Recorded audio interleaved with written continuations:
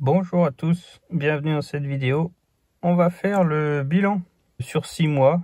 Je l'ai acheté à 99 962 km.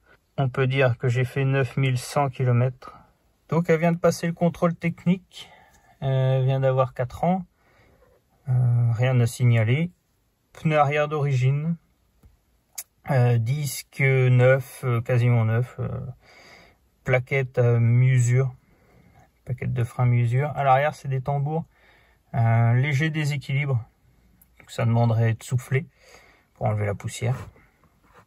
La batterie est à 87% d'après le petit boîtier ici qui se branche sur la prise OBD2, là, juste en dessous. À 109 000 km, en sachant que ça perd beaucoup au début et ça ralentit après, d'après les retours. Donc, autonomie... quand il fait 20 degrés, j'ai 300 km d'autonomie en mode normal. Ça n'a pas bougé beaucoup. Quand il fait froid cet hiver à -5, j'avais encore 200 km d'autonomie, -5 degrés, en mode normal avec le chauffage. À 23 degrés toujours. Donc voilà, on va aller sur l'ordinateur pour voir les chiffres sur le coût de recharge et le coût au 100 km. Comparativement au deuxième véhicule que j'ai qui est essence. Alors, nous voici sur l'ordinateur. Donc là, j'ai la date d'achat du véhicule, le 10 octobre 2020. Ici, c'est les charges à la maison en kilowatts, en euros.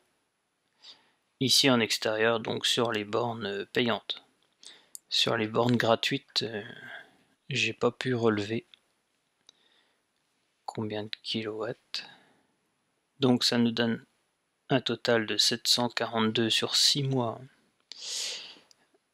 Là en avril, j'ai pas chargé sur des bornes payantes. Donc 742 kg pour 102 € en 6 mois à la maison. Et 357 kg sur des bornes pour à peine 60 €. Là j'ai mis coût au kilowatt. Donc on voit qu'à la maison, cela reste moins cher. Ici c'est le coût total des deux additionnés pour la recharge. J'ai mis à jour, j'ai fait 9100 km. Coût au 100 km, 1,78 € pour faire 100 km en comptant juste la recharge.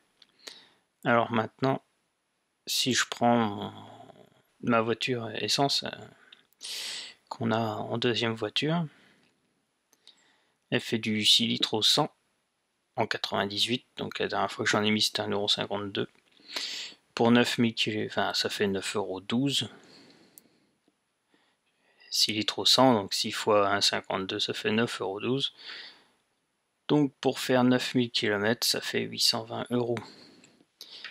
Donc si on prend le calcul pour quelqu'un qui achète sa voiture électrique avec la batterie, ça va lui coûter que ça, 1,78 € au 100, comparativement à un véhicule essence. Alors si on prend un véhicule diesel, ça fait moins. Moi ensuite, j'ai la location de batterie ici. Sur 6 mois, ça fait 714 €. Et donc si on additionne l'allocation de la batterie plus le coût de la charge, ça fait du 9,63 € au 100 km. Si on fait un calcul avec l'allocation de batterie, je suis un peu plus cher que la voiture traditionnelle à essence pour 9100 km. Si par exemple je marque 10 000 km sur 6 mois, 10 000 km sur 6 mois, ça nous fera du 8,76 €. Donc en électrique, plus on roule, surtout si on loue la batterie, je loue la batterie en kilométrage illimité, donc plus je roule, plus ça devient rentable. Admettons quelqu'un qui fait 15 000 km, voilà, il va baisser son coût. Bien sûr, la charge va augmenter,